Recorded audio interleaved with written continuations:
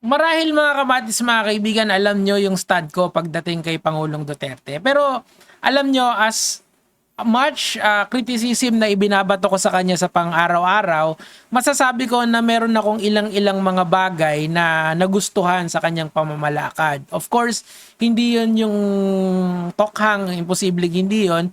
Yun ay ang pagpapatigil niya sa isabong. Okay? Siguro, masasabi ko na etong ginawa niyang to ay nagligtas sa akin sa well, siguro OA naman yung ligtas, pero kumbaga na-veer away niya ako sa sugal because of this. Kasi nga, nung sinabi niya na bawal nang mag-promote ng isabong, ako tumigil na ako. Kasi of course, ayokong makasuhan ng aking gobyerno or ayoko ring malagay dun sa hot list na tinatawag. Okay, so sabi niya dito, President Duterte orders the halt of Isabong to Isabong operation. This was in 2022.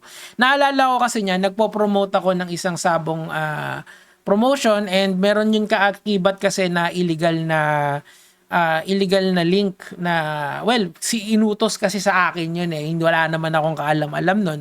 But you know, I apologize kung isa ka dun sa mga nakakita nung link na yon. Hindi ko na uulitin yun. Huwag kang mag-alala. And I take full accountability doon.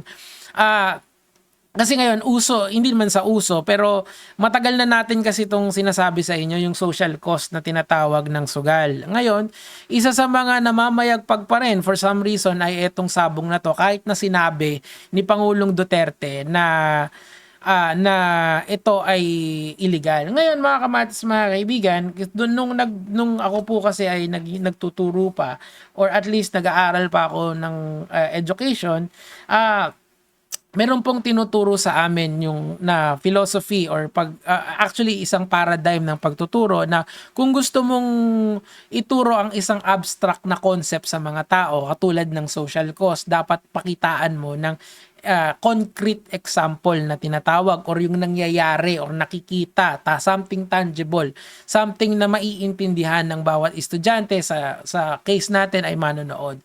So, ano po ba ang social cost ng sabong? Ano po ba ang nangyayari dito? Ngayong sa content na to, mga kamatis, mga kaibigan, ang ipapakita ko po sa inyo ay yung chronological order ng social cost nito. Kasi at one point, bago pa dumating tong scatter na to at mga online casino na to, ang mapabayagpag po ay yung isabong. Kaya nga, yung ibang influencer na hindi nag-shift sa scatter, malamang sa malamang nabawasan yung kita nila dito, di ba? So, pumunta ngayon tayo dito sa mga balita. Ito po ay nangyari ito nung May 18, 2022. Ang sabi dito, OFW nagnakaw sa online sabong. So panoorin po natin ng konti. Yan. So isa po ito sa social cost kasi nga po since ang addiction ay ang sugal ay nakaka-addict, siguro nagbabawi siya ng talo tapos nakakagawa siya ng mga irrational na bagay kasi hindi ka na nagdidesisyon ng tama diyan since apektado na yung pag-iisip mo ng pagsusugal. So dito po sa video na to, siguro mas maganda ilagay natin dito sa view na to. Makikita natin na ito pong OFW na to allegedly po ay nagnanakaw. OFW dahil nagnakaw dahil sa online sabong. O yan, nakita nyo dahil ng kaginawa niyan. Ayan, pinasukang trabaho, 'di ba? Sa nakakaawa naman, 'di ba? Biruin niyo maghihirap siya sa ibang bansa para may pandala sa pamilya because yung isabong during that time ay madaling ma-access, merong web-based, meron niya sa loob mismo ng isang wallet app, talagang sobrang daling laro nung mga panahon na yon. And you know, ako na-try ko na rin yon kasi hindi ko talaga gusto dahil of course although nature naman ng mga roosters ang maglaban-laban, pero ako kasi nakaawa ako sa kanila. Parang yung buhay nila, imbis na, alam mo yun, kasi pagka nag-e-empathize ka sa maraming bagay, naaawa ka na lang din eh. Kaso wala eh. Ganun talaga eh, kasi mas, alam mo yun, panabong sila eh. Yun yung talagang bread and butter nila. So isa pa mga lods, isa pa to. This was reported on April 10, 2022 naman, di ba? Abong? Ito. Dulong sa isabong. Nitong March 5, Isinugod sa ospital dito sa Bulacan ang 43 taong gulang na si Eileen Fernando. Bakit? Tadtad siya ng saksak sa katawan at bugbog sarado ang buong muka. Nangyari ito matapos raw pasukin ng isang magnanakaw ang Yan. bahay ni na Eileen. Makaligtas kaya ang biktima? So, ito po yung sinasabi ko sa inyong online. Ayan, kita mo, kawawa naman si ate. Ito po yung sinasabi ko sa inyong social cost ng mga ganito. Tumataas po yung kriminalidad dahil sa pagkalulong sa sugal. Dito sa example na to, isabong. Sa sana, yung mga nagpo-promote naman ng isabong ngayon, na alam nyo ng bawal, medyo bawasan nyo naman. Alam mo nang ang bawal, magpo-promote ka pa. Hindi na matigas ang mukha yan. Makal yung mukha na yan, mga lods, di ba? Sobrang boomy talaga sa pag-iisip yan. Ngayon, mga lods, hindi kasi dyan natatapos. Sinabi ko nga sa inyo, aayusin natin to ng chronological order. 'Di ba? Ito nangyari to nung 2022. Etong dalawang to. Ngayon po, meron din. Hanggang ngayon po, mga kamatis, mga kaibigan, July 4, 2025, ito po ang mga nag-i-online sabong sila. Bukod kasi sa bawal ka nang maglaro niyan, pwede ka pang mahuli kapag nakita kang naglalaro. Okay? So pakinggan natin to. Hindi po to imbento, mga lods. This is a social ill na kailangan nating ayusin, 'di ba? Tuloy natin. Sa balita, arestado ang 12 tsuper sa Parañaque Integrated Terminal Exchange o PITX dahil sa online sabong. Naaktuhan daw ng mga otoridad ang grupo habang nag-online sabong. Yan. Ayon sa Southern Police District, dalawa sa mga Okay, so ayan, kita nyo, nahuli sila. Naglalaro lang yan na hindi pa yan nagpapalaro. Pero may mga nagpapalaro dyan, pero huli pa rin. Point dito is that this is a prevalent problem dito sa ating bansa. Bukod dun sa scatter, etong online sabong na to, na Diyos ko, illegal na nga.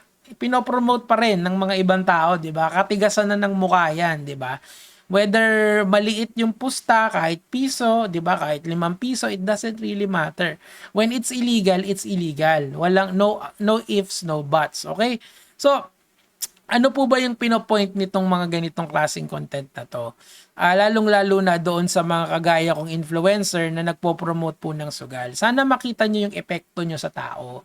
Kasi, ako naman, wala naman akong problema kung gusto mo magpayaman dito sa social media. Do it. Pero of course, sana maging aware ka din dun sa consequences na ginagawa mo pag nagpo-promote ka ng isang bagay dito sa social media. Lalong-lalo na sa sugal. Kasi ang sugal talaga sobrang dangerous niyan. Lalong-lalo na yung illegal na sugal. Sinabihan ka na nga ng gobyerno mo na bawal na yan, ginagawa mo pa rin. And wag na tayong lumayo, mga lods. Bukod sa social ill na to, tignan nyo na lang yung mga nai-involve dito na tao. Halimbawa, yung mga, di ba? Yung mga prominenteng figures sa sabong, di ba? Kilala nyo naman yon kung sino yung tinutukoy ko. Kahit saan yan. Anong kaakibat lagi ng mga pangalan na malalaki, 'di ba? Lagi silang nadidikit sa mga karumal-dumal na krimen, 'di ba? Meron diyan nahuli na. Meron diyan pinagbibintangan. Ang punto de vista dito, mga lods, pag titignan yung mabuti, yung mga ganitong klaseng industriya is punong-puno po yan ng red flags na tinatawag. Hindi ko po kayo pinipigilan magsugal. Ang akin lamang po sana sumunod tayo doon sa tinakda ng ating gobyerno. Kung sinabi ng gobyerno natin na ito yung pwede, yun lang yung gawin nyo. Kasi pagka lumabas kayo sa hindi pwede, maaari po kayong malagay sa alanganin, 'di ba? Katulad po nito. Hindi po biro yung mga ganyan. Pag kinasuhan kayo, Diyos ko, piyansa, abogado, oras, 'di ba? Sobrang hindi yan. Hindi hassle yan sobra, 'di ba? So, ngayon mga lods, siguro, kasi lalong-lalo na sa mga influencers na hanggang ngayon nagpo-promote dito. Tol, mahiya ka naman. Alam mo 'yon. Ang ganda-ganda na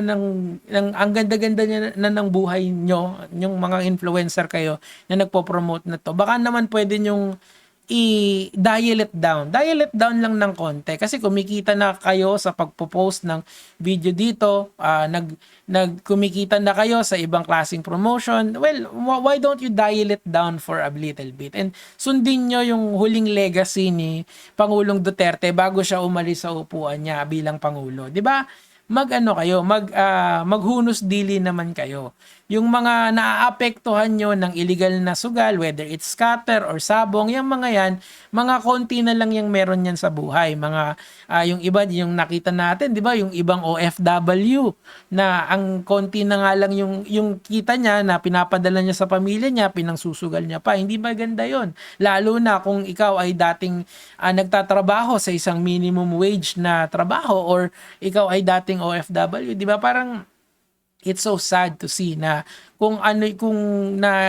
nawawalan sila ng chance because of this opportunities na or this sugal na nakikita nila, nawawalan sila ng opportunity para makapag-save up, di ba? Anyway, mga kamats, mga kaibigan, I'd like to end it here dito sa online etong ating mumunting, serye na halos to kasi matagal na natin ginagawa to since nung Philwin days pa hanggang ngayon, di ba? Sana lang ako naman, sabi ko nga sa inyo, very willing akong sumabak doon sa mga as an influencer, of course, doon sa mga sa hearing, 'di ba, kasi may mga hearing diyan sa Senado or sa Kongreso para mai-share ko yung alam ko. Pero kung hindi naman, ayos lang din. Pero kayo po yung nanonood, kung alam nyo ng illegal, huwag nyo na pong gawin, huwag nyo na pong suportahan yung mga influencer na yon.